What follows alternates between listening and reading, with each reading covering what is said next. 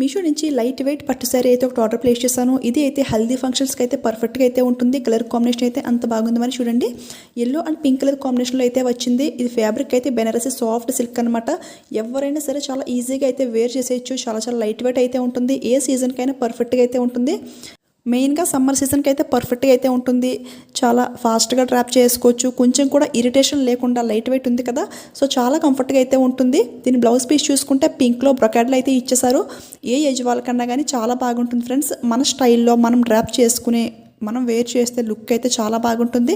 So ఎవరికైనా నచ్చితే try చేయండి. 100% రికమెండ్ చేస్తాను.